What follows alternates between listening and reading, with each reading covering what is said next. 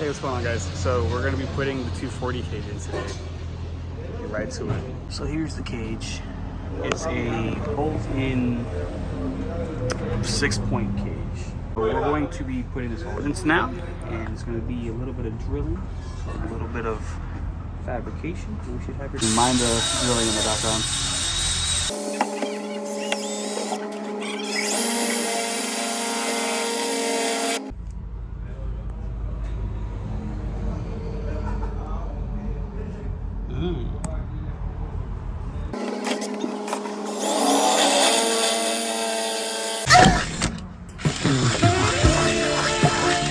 We have daylight.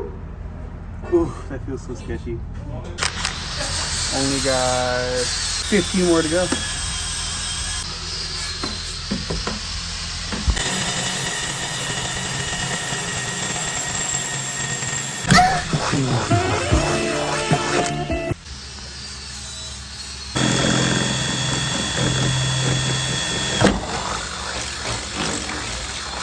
Perfect. It looks like to be a perfect cage install. So I got 3 of the bolts in. Holes look pretty decent, pretty smooth. There's not a lot of play. They hold pretty well. I'll put the sandwich plate and I will bolt those onto that sandwich plate. Now, the bolts aren't tight by no means, but they are on and they look good. Off to do that side. Kind of smooth. So just to kind of show you how I'm bolting that in. So those go in there and they come out the bottom as you see here, right? You have this sandwich plate that you put underneath on the bottom of it, and this keeps it in place together with that. Just so if you guys are wondering, yes, this is a used cage. I got this from a friend of mine. His name is JDM Fresco. I'll put his info down below and you guys can take a look at his stuff. He has a lot of good content. If you think my 240 is cool, you will really like his are wide body and right hand drive, and mine's just like full race car send. So I'm kind of cleaning these up at the moment, like these inner pieces. I'm taking the step drill and I'm literally just cleaning out all that little silicone or whatever that stuff is, and then I'll show you what it looks like when I'm done. And from there to now, you can kind of see the difference, just kind of cleaning up the holes so the holes have their adjustment back.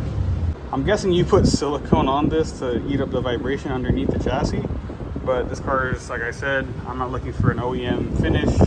I'm looking for function, more or less. So let's just get these things put on the bottom, tighten up these bolts, and I should have a overhead for that center part.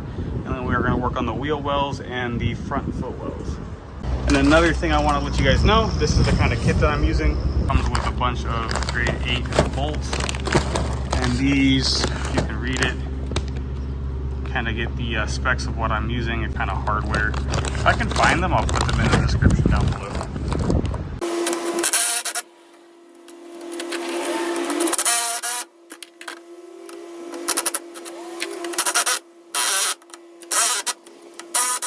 Alrighty. That's a horrible way to work, but it's easier to hold both my hands like that. So take a look. Nice and solid. This ain't going nowhere. Hell yeah. That's what I'm talking about. Got the fronts and we have the backs. For the backs, I went ahead and took off the wheel to make my life a little bit easier. But we'll get up in there and see exactly how we want to take care of that. But another thing I wanted to point out, these bolts are loose. So I can sit here and turn these. I don't have any of these tight at all. Just so I can still maneuver the cage. Don't put this in and bolt these down as tight as you can and then try to put all this in, because it's going to be all like wonky.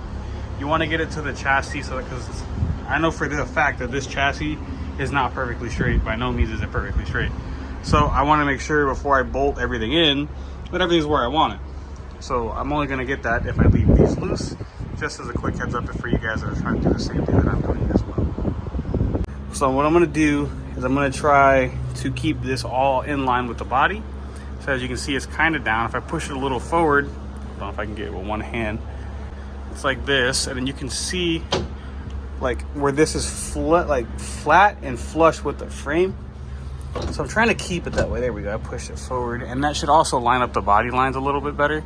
So that way everything's tight, everything looks good, and everything should not rattle. That's the whole goal here.